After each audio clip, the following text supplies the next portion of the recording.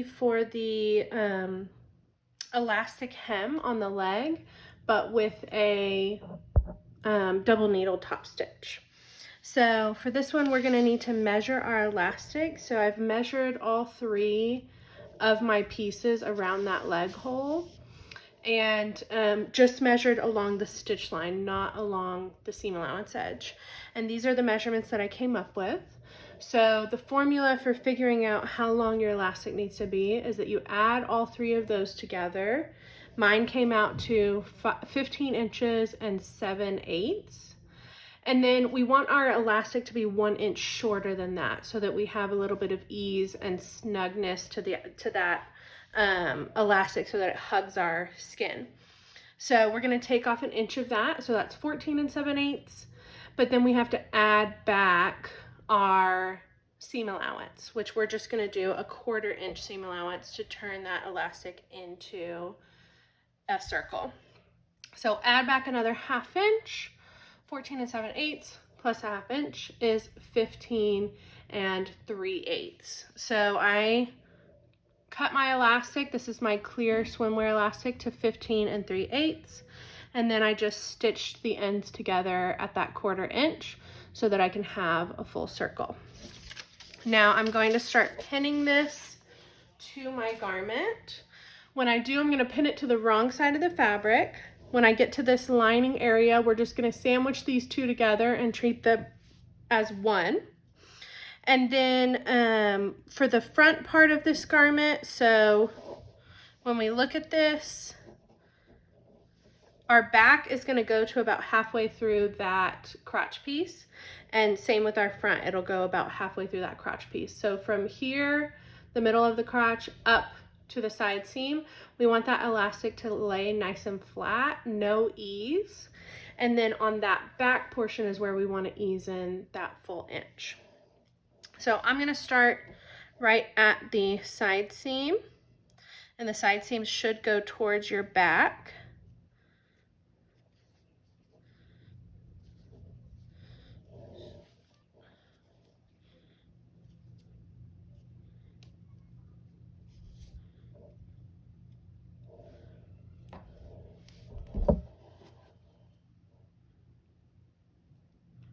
We're just going to start pinning that right up against the edge of the fabric. Nice and flat against the fabric. Right now we're not pulling or stretching at all.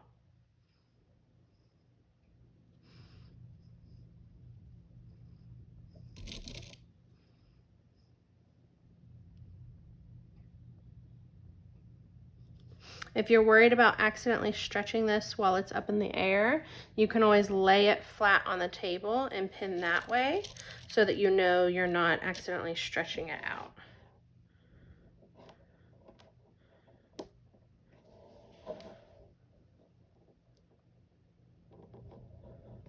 Okay, until we get to about midway through that crotch area.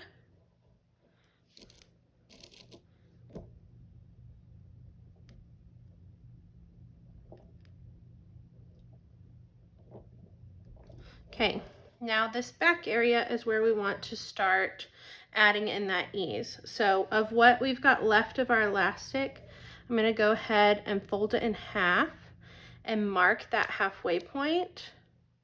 You can do it with a pin or with a marking tool. And then same with the swimwear back. We're going to fold that in half and find that halfway point.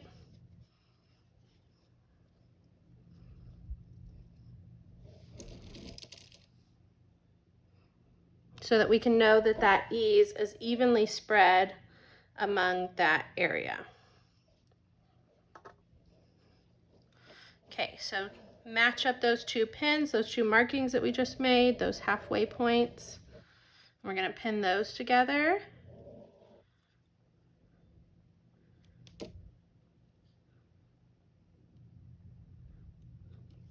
And then you can do another quadrant if you'd like, where you do a halfway point between this section.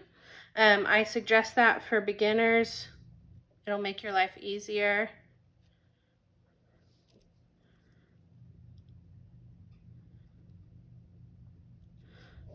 that in, and then we'll do the same thing on that other half.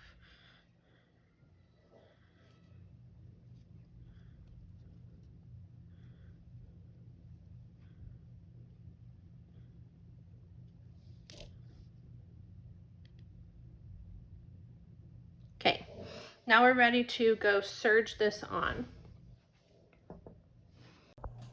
Okay, over at our machine, I'm going to start on that front portion, so I can stitch that portion that is not stretched first.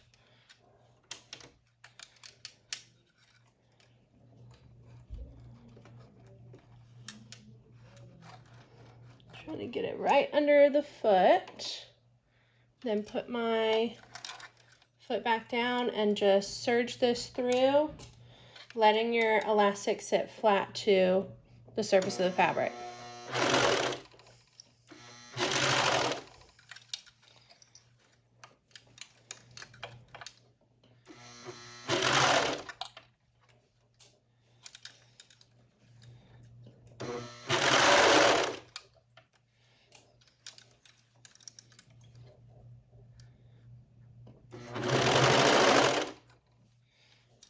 If you have a machine where you can put the blade down, anytime that we're working with elastic, you'll want to do that so that you don't cut into your elastic.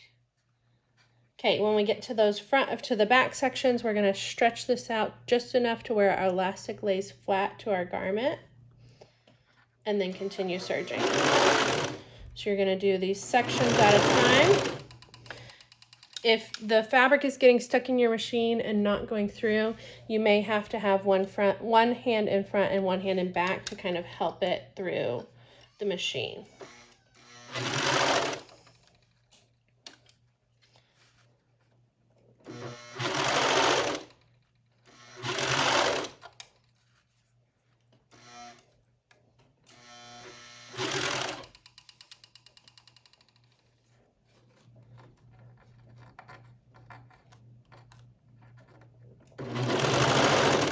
Again, when we get to that crotch area, we're treating those as one fabric. So we're just making sure that all of our edges are even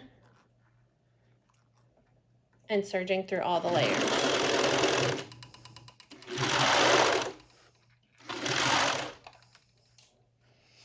Okay, until you get through the full circle, and then you can just serge off the edge.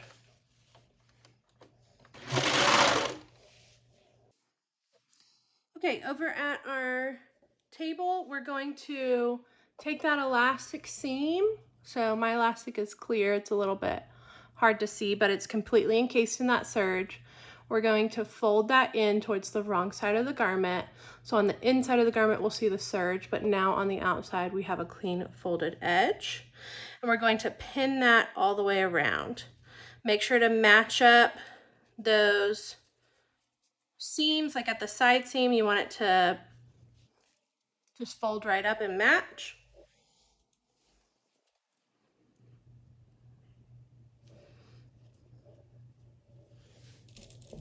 Again, in the front, it should just lay nice and flat.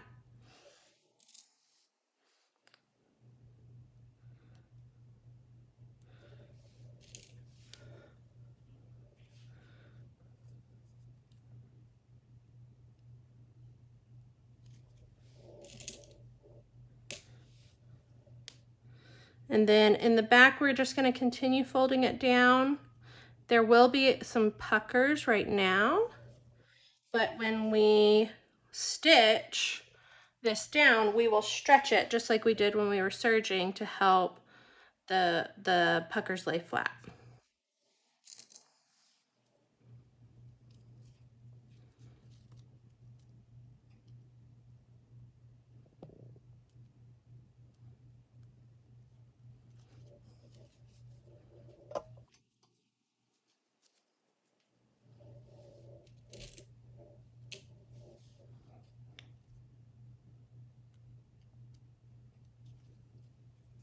Okay, so for instance, right here where we've got a little bit of waving, when we go to stitch that, we'll stretch it flat so that we can stitch through and we don't end up with tucks in our fabric. So now we're going to take this over to our domestic machine and we will stitch this down with a double needle. Okay, over at our machine, we're set up with our double needle, and this is with all stretch threads. So all 3 threads, the bobbin and the 2 threads on top, are stretch. Now we're going to stitch from the right side of our fabric. And again, I want to stitch that front section first where it's not stretched.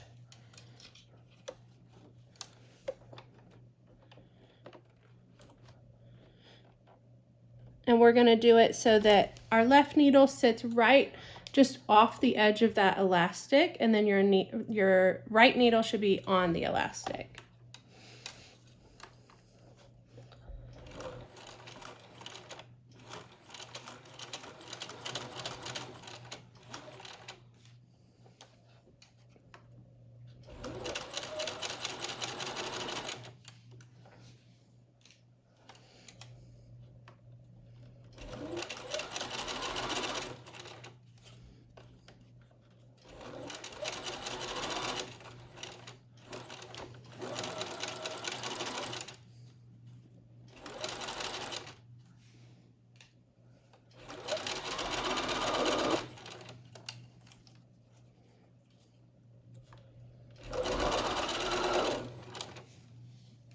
When we get to that back section where we've got those puckers, we want to just stretch it out just enough to where it's laying nice and flat.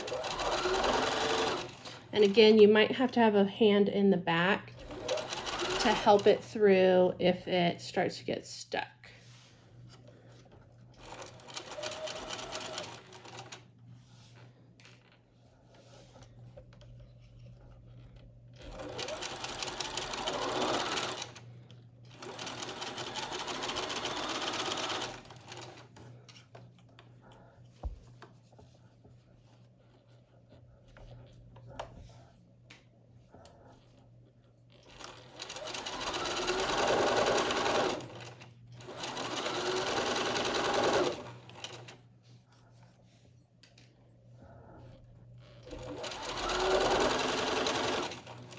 When you get back around to the beginning of that circle, you want to connect those lines of stitching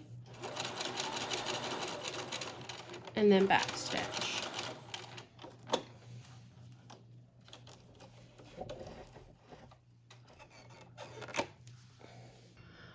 Okay, after you've done that double needle top stitch all the way around, you can go ahead and put a press cloth over this and just gently press this to help your front area especially lay nice and flat.